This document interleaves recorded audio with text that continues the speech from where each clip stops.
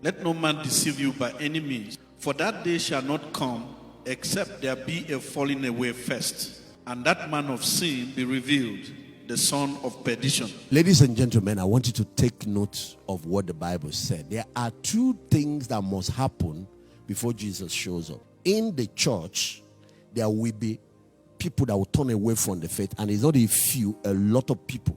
And that's what is happening now. A lot of backsliding, a lot of apostasy, even people going against the scriptures, going against Jesus. And that's what you're seeing now. And it will happen not only to believers, but ministers. Are you hearing what I'm saying? That's one of the warning that you should know that the time is up. There will come a season of apostasy first. People that were previously believers falling out of the faith. Okay, Gloria, read verse 3. Let no one deceive or beguile you in any way, for that day will not come, except the apostasy comes first, unless the predicted great falling away of those who have professed to be Christians has come. Did you hear that? The great falling away of those that have professed to be Christians. Except the apostasy comes first. Go and check what that word means. People turning away from the faith. And you're seeing it. You see what is going on social media. You see how they're attacking churches, attacking pastors. And many of these people were believers. You see some pastors leading crusade against everything. It is predicted by prophecy that it will come first. If you don't see, the rapture will not come. Hey, somebody said to me, what is the issue? The issue is that at the last days, before Jesus comes to take his own, God is creating the condition that will separate the tares from the wheat. Do you know the parable of the tares in Matthew chapter 13? A man planted good seed in his soil, and the enemy came and planted tares. And the servants of that man came and said to him, let us remove the tares. He said, no, leave them till the time of harvest. And Jesus in that Matthew 13, go and check it out after the service, explain what the tares. He said the tares are the children of the wicked, but the wheat are the children of the kingdom.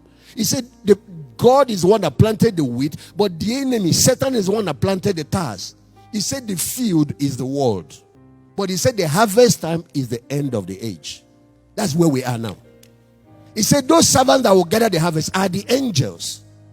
So he said when the time comes, God is going to send his angels to remove out of his kingdom all those things that cause offense, all those things that are causing problems. There are a lot of believers. Let me tell you what is going on.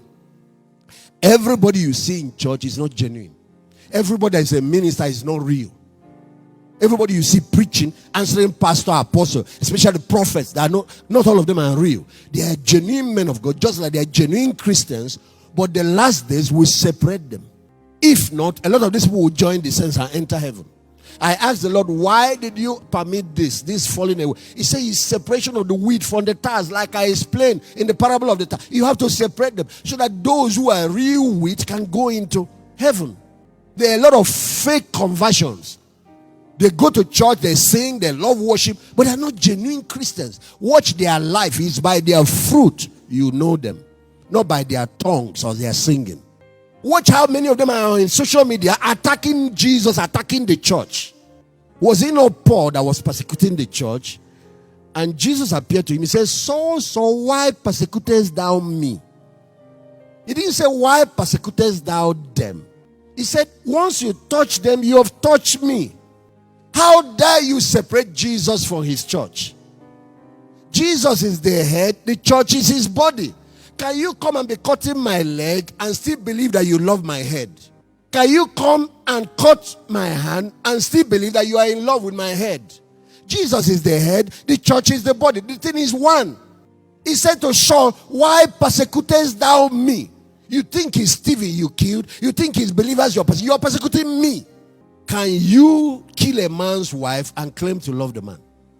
Is church not the bride of Jesus? What is going on? The great falling away. It has started.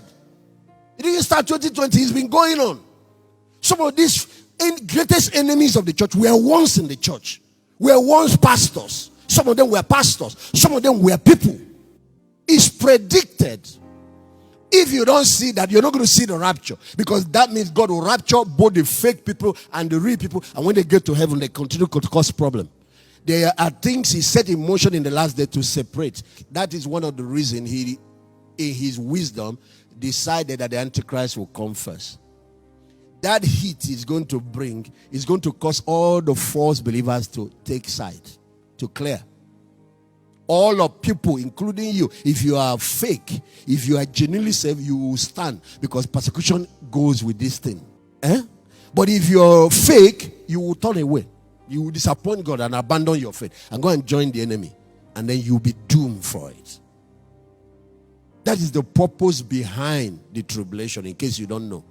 When you understand the purpose behind something, it helps you. The purpose of fire is to purify and refine those who are serving God, but to also separate the false from the true, the genuine from the.